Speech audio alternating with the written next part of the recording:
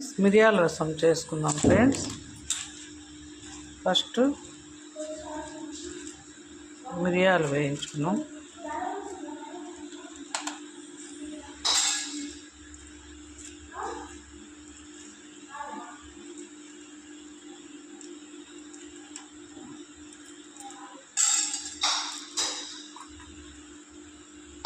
మిరియాలతో పాటు జీలకర్ర,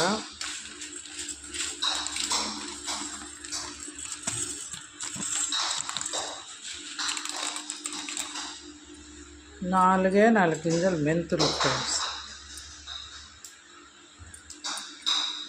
సిమ్లోనే వేయించుకున్నాం. ఒక పక్క చింతపండు చూడండి, ఇంత క్వాంటిటీ నానబెట్టుకున్నాం.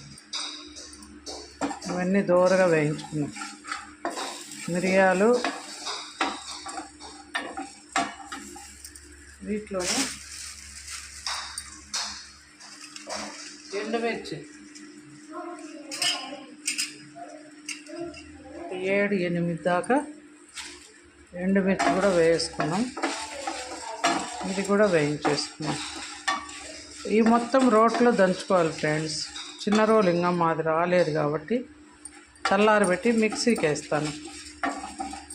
దీంతోపాటు వెల్లుల్లి, ఒక 5-6 రెబ్బలు వెల్లుల్లి ఫ్రెండ్స్. తింటావా? చికెను అన్నము పెట్టిస్తారా అండి? నీకు కూడానా నాన్న?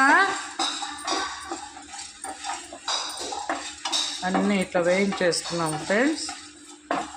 కొద్దిసేపు చల్లారనిద్దాం. అవన్నీ వేయించుకున్నాక కరివేపాకు కూడా చూడండి క్రిస్పీగా వేయించేసుకున్నాం.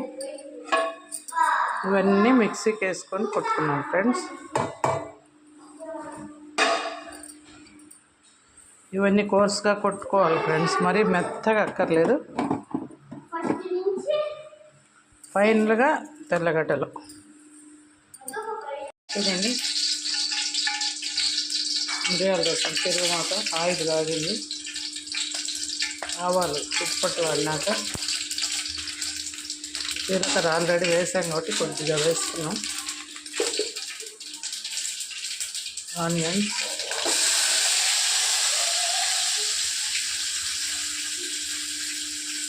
కరివేపాకు,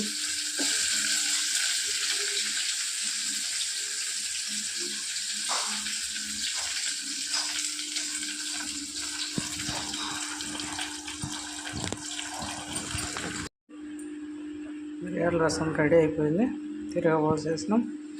అంత బాగా వేగినాక చింతపులుసు పిసికి పోసేసిన. ఇంక ఇది ఉడకబడితే రెడీ ఫ్రెండ్స్. ఉడికితే చాలు.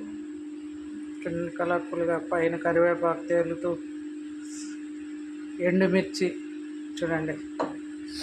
ఇవన్నీ ఎండుమిర్చి విత్తనాలు,